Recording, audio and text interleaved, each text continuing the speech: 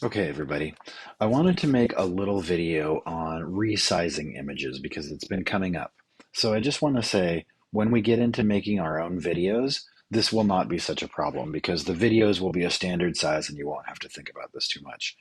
But when we're using still images that come from a variety of sources, they're going to be different sizes. And so to make them work in one video timeline, we have to do different things to make them fit. Okay, we have to compromise along the way so that they all can fit in one particular size.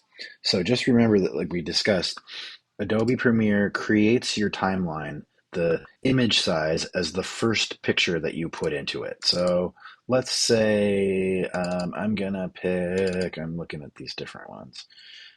It doesn't really matter because I just have these few here, but I'm going to use this one first. Okay, so I'm dragging this into the timeline. Okay, so that's the first image in the timeline, and I can see it over here.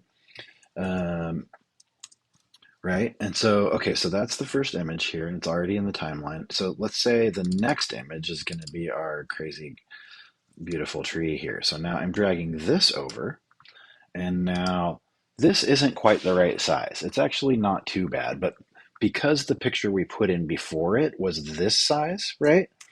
We're looking at this black areas of the frame that are not filled up.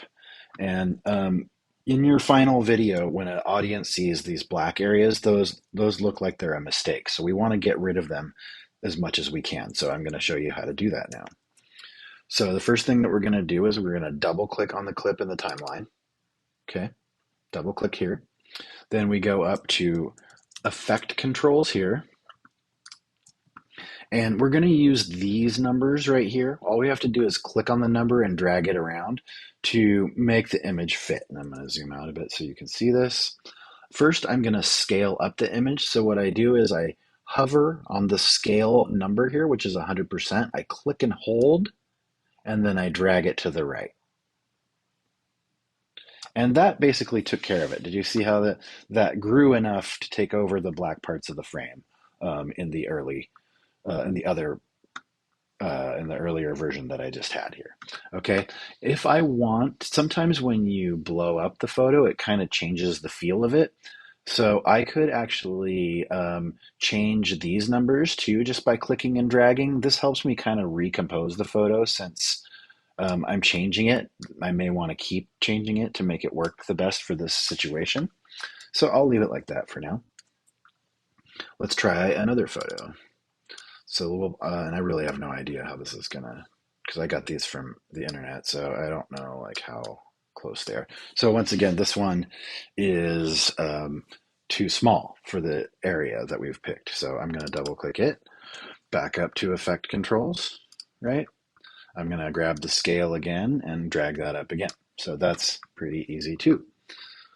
Let's see, what about this one?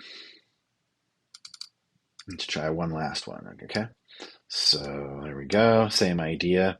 I just want to show you what can happen here. So sometimes you'll find that an image is actually bigger than the first one that you put in here, right? So now we're actually zoomed in on this image here.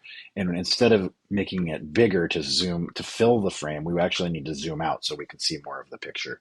So once again, I'm going to come over to the scaling here and I'm going to click and drag to the left until we get this to be as close as we can. You can see these picture dimensions don't quite fit the frame. So now we're gonna make it fit, and then I'm gonna actually lower it down just a little bit so that it looks nice there that way. Okay, and that's how you resize images in Adobe Premiere.